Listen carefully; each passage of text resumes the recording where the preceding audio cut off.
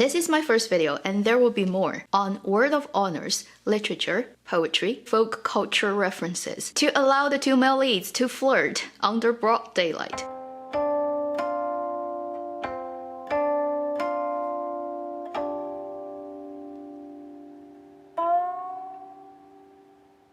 In this video, we're going to cover episode 1 to episode 14, the stuff that I've noticed, stuff that's worth talking about, because this drama is set in a fictional time. So you can't quite tell what is the specific dynasty the characters are living in. They're referring to literature that comes from all times. Wen Kexing, as a character written in the drama version, he is a very heavy poetry user. So he tends to recite a poem before he starts to talk about something. The poem doesn't have to be directly flirtatious or really referring to anything specific.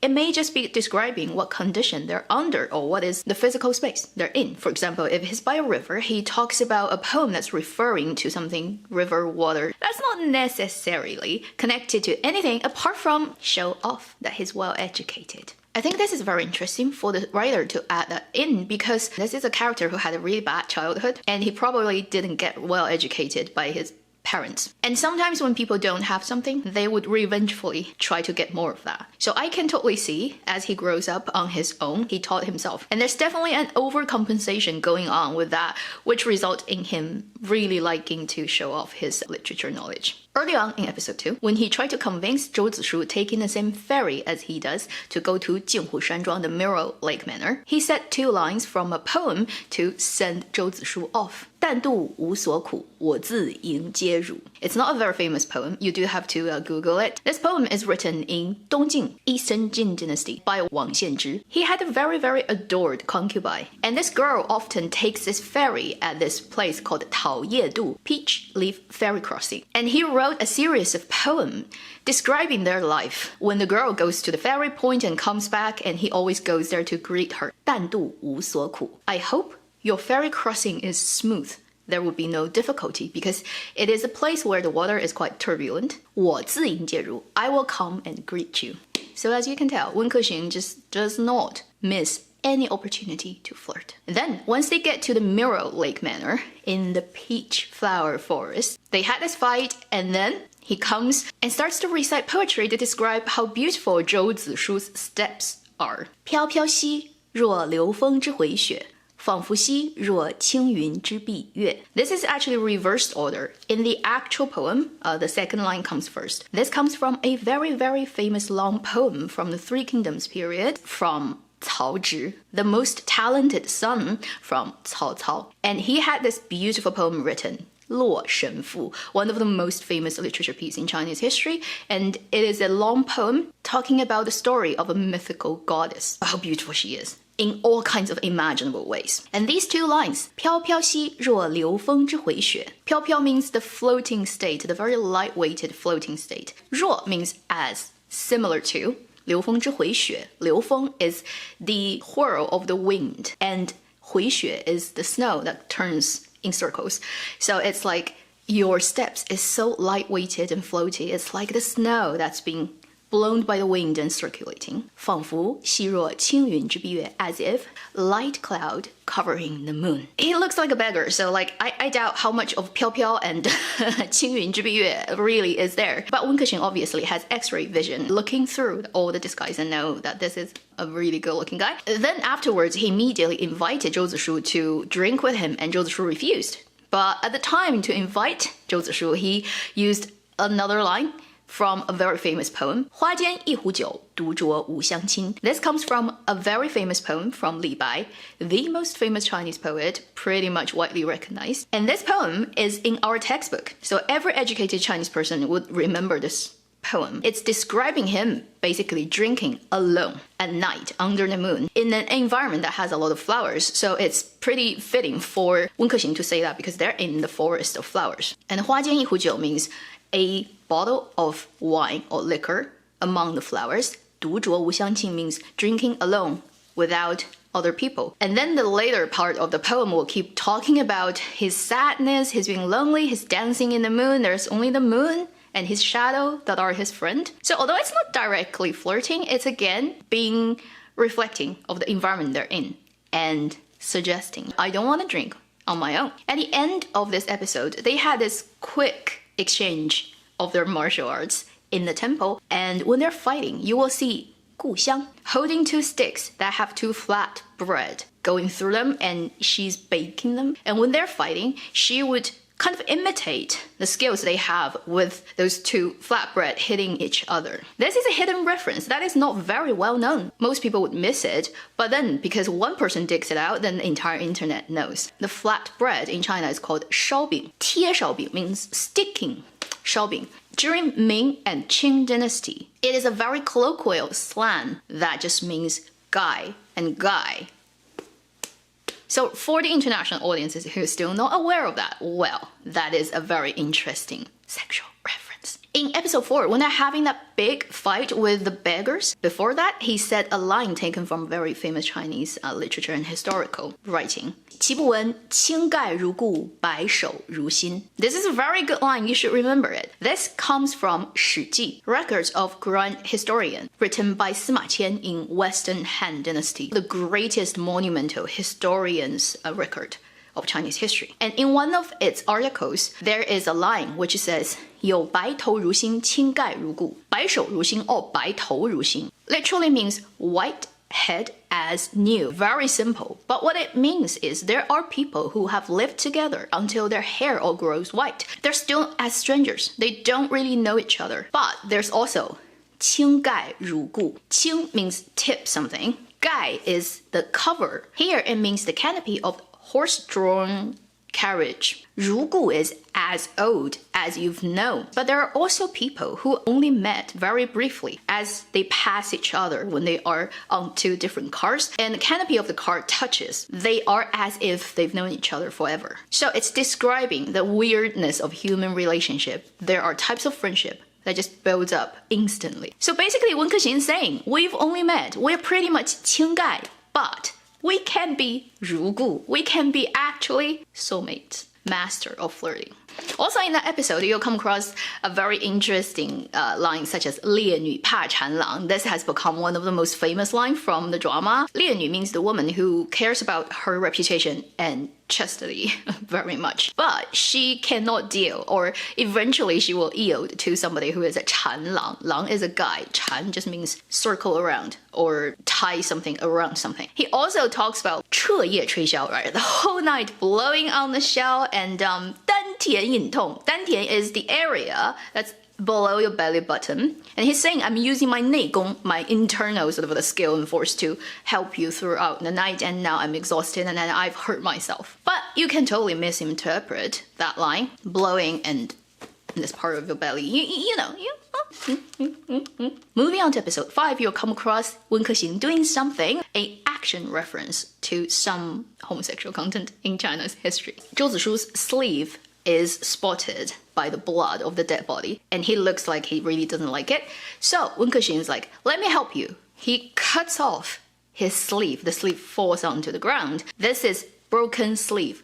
断袖. 断袖 in Chinese means homosexual. And the story behind it is very interesting. Back in Xihan, Western Han Dynasty, there's an emperor called Aidi. He has a 面首 or 男宠, which just means a male mistress. The guy is named Dong Xian, and the emperor and Dong Xian often sleep together. The legend goes that one day, the emperor wakes up and he realizes his sleeve has been caught under the body of the lover. But if he pulls the sleeve, he will wake up the guy. He just loves the guy too much. So he used a sword to cut off his sleeve so that he can pull himself free without waking up the guy. This story and this cutting off sleeve becomes a metaphor for homosexuality, because the story is very well known. As soon as they showed up on screen, everybody's like, oh my god, broken sleeve, holy shit. I was very curious about how it got through censorship, but it did. Good for us. Episode 6, right before they had the fight on the river and finally Zhou Zishu loses his disguise, Zhou Zishu is getting away and Wen Kexing said a line,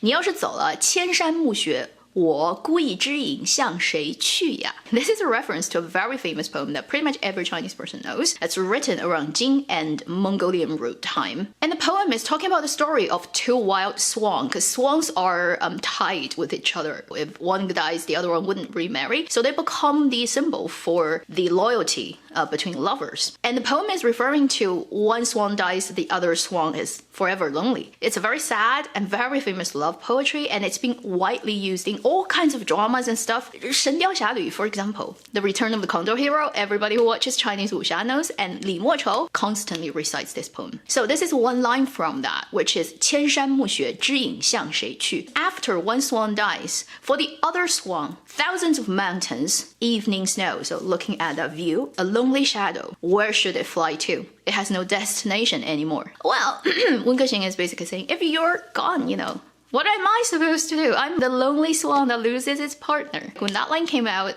because how well known this poem is in China, everybody was like, holy moly, you guys are very, very daring. Then there are little funny references in episode 7 when they're in the restaurant. Wen Kexing tries to make Zhou Zishu to pay. He gave the money to the 小二, and this person said, 客官, 谢谢, thank you, customer. 我去给你找零. I will go and find spare changes. And then Wen Kexing goes, you don't need to go and 找零, right? The money is yours. So this guy is really happy. 找零 has double meaning. On the surface, it means go and find spare change. 找 is find, 零 is zero. In BL world, in Chinese language, 0 is the bottom and 1 is the top. So when Wen Kexing said, you don't need to go and 找零 for me, pretty much as secretly saying, I've already found my 0. In episode 9, when they're looking at those 4 old people dancing and singing and playing music, and it becomes a symbol for the ideal retired life of theirs, they talked about the idea of 高山流水,知音难觅, which is very famous in Chinese culture. Tall mountain, flowing river, the person who understands your music is very hard to come across. It's based on a very famous story of 2 persons. I've mentioned it in my previous poetry videos. Yu Boya and Zhong Ziqi, a person who is master of qin playing and a person who is just a random peasant in the mountain. One day, he's playing, the guy walks by, and the guy actually understands all his music. Whatever he's trying to picture in his music, the mountain, the water, whatever, that guy understands. So that immediately becomes 知己. 知音, knowing the music, knowing myself. Well, the translation on YouTube goes for soulmate, which is good enough, but yeah, the actual meaning is the person who understands you fully, totally, completely. It's not even romantic. It's just like the most rare thing that can happen to you, which is you find somebody in this world who fully understand who you really are. In episode 13, they had a drink together that ended up in the quarrel. Before that, though, Zhou Zishu referred to himself as somebody who should end up in the frying pan for like years, and Wen Kexing is like, well, I'll go in with you, right? We'll get fried together. And what they used as a reference is the most famous Chinese breakfast food, the Chinese version of fried donut, not sweetened, it's just 2 long stick, and it gets big when it gets fried, and it's called 油条. Legend has it, this food is invented during Nan Song, Southern Song dynasty, and it's after the death of the very famous patriotic general Yue Fei. He's wronged and then killed by, at the time, Prime Minister Qin Hui, and Qin Hui is a very infamous person in Chinese history. People of the time hated this prime minister so much. The Song dynasty people invented the food 油条, which is 2 pieces of donut that's twisted together and then thrown into the oil to fry. It represents Qin Hui and his wife. Basically, Wen Kexing is saying, we are tied together like the bad wives and husband in history and get fried. Then, to conclude today's video, we're gonna talk about episode 14. When the big revelation happened, Wen Kexing realized his hope is shattered. The person that he kind of wants to spend the rest of his life with is not gonna live very long, and he's heartbroken, and it rained. When he was playing the xiao on the bridge and Gu Xiang shows up, first he said something while he's sitting there.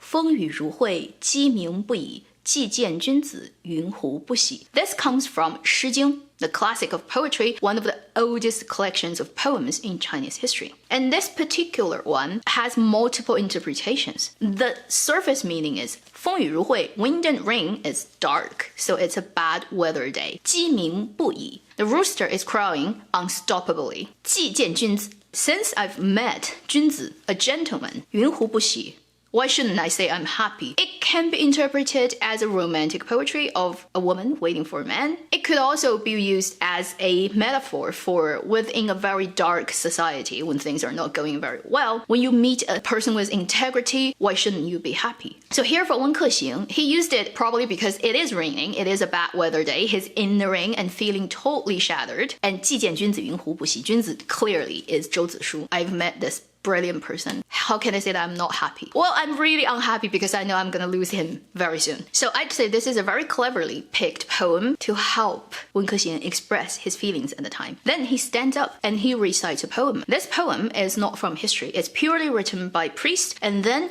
added a little bit more by the scriptwriter. So it's like the scriptwriter plus the original novel writer. 凉雨之秋，轻无老死，一宿苦寒，戚薄亲. First half. 凉雨之秋, cool, rain, nose, autumn. So when the rain is cold, you know autumn, fall, the season of slow death has come. 轻无老死. The green parasol tree dies of old age. Parasol tree in Chinese literature either means somebody who has very high moral integrity, the gentleman, or it represents love. Till death do us apart kind of love. So you can interpret it as somebody of high value, high integrity, and the gentleman dies. So that's also referring to what he thinks of Zhou Zishu, but also a general sad atmosphere. 一宿苦寒戚薄亲. 一宿 means a whole night. 苦寒 means bitter, cold. 戚, attack. 薄, thin. 亲 is your quilt. A whole night of cold attacks the very thin bedding I have. It's a very common description in Chinese poetry, using the thin quilt to describe the lonely and sadness. Then the second line, 世事蹉跎，死生契阔，相见恨晚，叹奈何. 世事蹉跎. The things in this world are 蹉跎. 蹉跎 is an adjective describing the state of basically feeling you've wasted all your time and not really getting anywhere or doing anything. You feel no result is produced. The things in this world, all your endeavors often leads to nothing. You kind of have worked so hard for everything and then just doesn't end anywhere. 死生契阔 is a line also from 诗经. Also a poem that has multiple references. Some people like to use it to reference romantic love. Some people like to use it to reference the soldierly brotherhood between people who are on the battlefield. I'd say both are applicable. 死, death, 生, life. 契阔 means coming together and then breaking up. So life and death, separation and reunion. In the original poem, the whole thing basically is 死生契阔，与子成说，执子之手，与子偕老. Which means I promise you me and you promise me you, no matter it's life or death or separation or your reunion, I will always be with you. I'll hold your hand and grow old. So it just uses a quarter of that thing to represent the whole meaning here, which means I want to make that promise with you, life and death. But then 相见恨晚，叹奈何. 相见恨晚 is a very common idiom. Two people meet, but regret it was too late. That is what he thinks of their meeting. Had we met earlier, wouldn't that be great? 叹奈何, 叹 is exclaim. 奈何, if you've watched my stream earlier on, you know what it means. There's nothing you can do. It's that helpless state. So you let out this big sigh.